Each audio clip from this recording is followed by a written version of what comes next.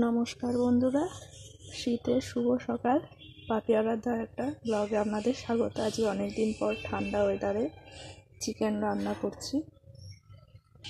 কড়াইয়ে আমি তেল দিয়ে দিয়েছি, এবার দিয়ে দিচ্ছি গোটা গরম মশলা আর তার সাথে একটু শুকনো লঙ্কা, এতে টেস্টটা খুব ভালো হয় শুকনো লঙ্কায়। এর সাথে দিয়ে দেবো পরিমাণ মতো 2 চামচ চিনি, কারণ আমার 1.5 কেজি মাংস আছে, চিকেনটা 1.5 কেজি। আর এই যে এখানে আলুটা ভেজে রেখে দিয়েছি। তেলটা হয়ে গেছে, চিনিগুলো গলে গেছে। এবার আমি কুচিয়ে রাখা পেঁয়াজটা দিয়ে দিচ্ছি।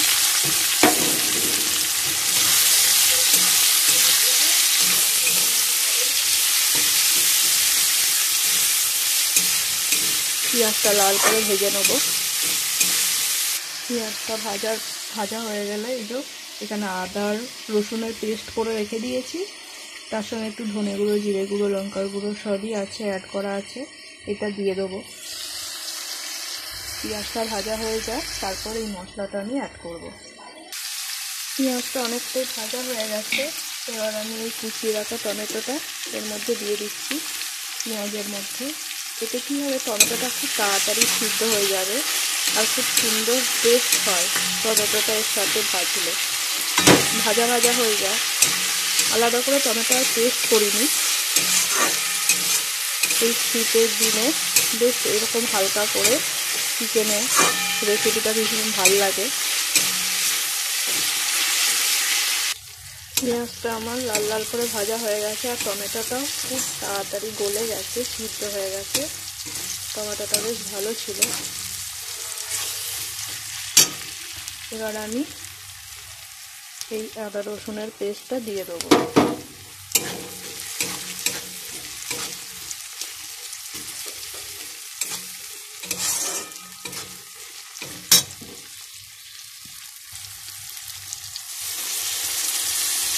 আদা রসুনের পেস্টটা দিয়ে দিলাম। এবার একটু হলুদ, নুন সব রকম দেবো পরিমাণ মতো। খুব সুন্দর একটা স্মেল উঠছে।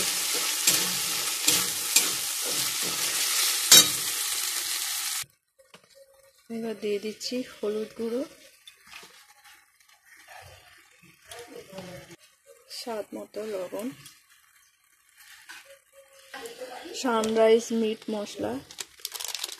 এটা না দিলে চিকেনটা টেস্টই যেন পাবো না, এটা বেশ ভালো লাগে। শাহি গরম মশলা, কাশ্মীরি লঙ্কার গুঁড়ো,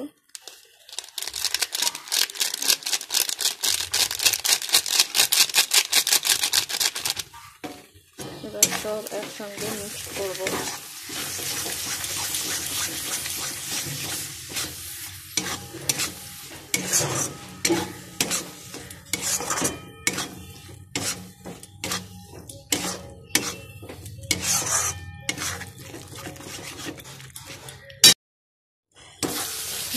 মশলাটা প্রায় কষানো হয়ে গেছে, তেলও বেরোতে শুরু করে দিয়েছে, দেখতে পাচ্ছেন বন্ধুরা। এবার আমি মাংসটা দিয়ে দেবো এর মধ্যে। এই চিকেনটা আমি দিয়ে দেবো। মশলাটা কষানো হয়ে গেছে, এবার চিকেনটা আমি এর মধ্যে কড়াইয়ে দিয়ে দিচ্ছি। আলুটা যেহেতু ভেজে রাখা আছে, সেই কারণে আমি আর আলুটা এই মুহূর্তে দেবো না, কিছুটা কষিয়ে নিয়ে তারপর আলুটা দেবো। আলুটা খুব সুন্দর করে ভেজে রেখেছি। চিকেনটা এবার খুব ভালো করে মশলার সাথে কষিয়ে নেব।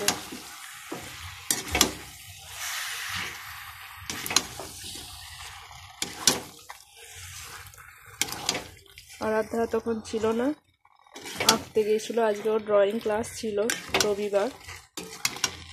এই যে আরাধ্যা চলে এসছে, দেখছে। ও আলুটা দেখেছে, আলুর দিকে তাকিয়ে আছে। চিকেনটা তো তাকিয়ে আছেই, প্লাস আলুটার দিকে তাকিয়ে আছে, যেহেতু আলুটা ভেজে রাখা আছে, ওর আলু খুব প্রিয়।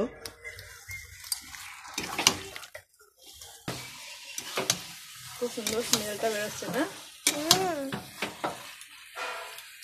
আমি যখন কষাছিলাম তখনই সুন্দর একটা গন্ধ উঠছিল, খেতে মনে এখন শীতের দুপুরে একদম জমে ক্ষীর।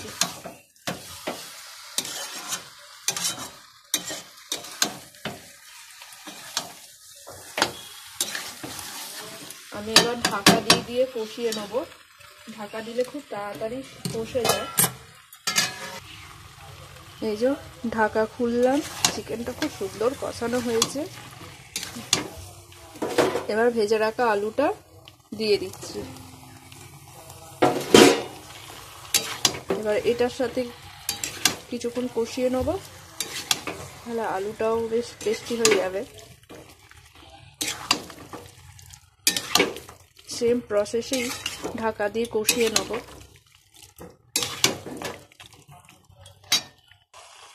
এবার এটাকে একটু মিডিয়াম আঁচে রেখে ঢাকা দিয়ে দিলাম। মাংসটা খুব ভালো কষা হয়ে যাবে। এই যে চিকেন কষাটা হেভি হয়েছে। এবার আমি অল্প করে সামান্য, খুব সামান্য জল দেবো, বেশি দেবো না, জাস্ট অল্প।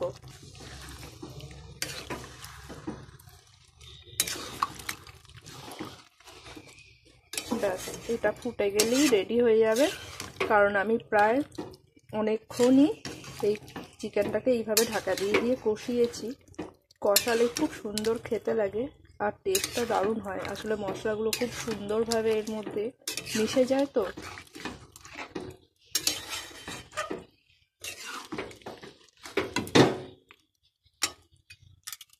ব্যাস, এটা এবার ফুটতে দিয়ে দেবো।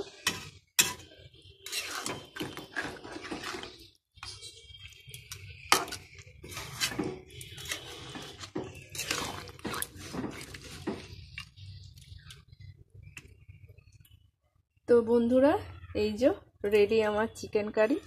তো কষা কষা, মানে খুব বেশি ঝোলও করিনি, মানে এটা হেভি লাগবে, গ্রেভি টাইপের আছে। তো শীতে দুপুর দারুণ জমে যাবে। তো যাই হোক বন্ধুরা, আজকের মতো ব্লগটা আমি এখানেই শেষ করছি। আপনারা ভালো থাকবেন, সুস্থ থাকবেন। দেখা হবে পরের একটা ব্লগে। নমস্কার বন্ধুরা, আসি।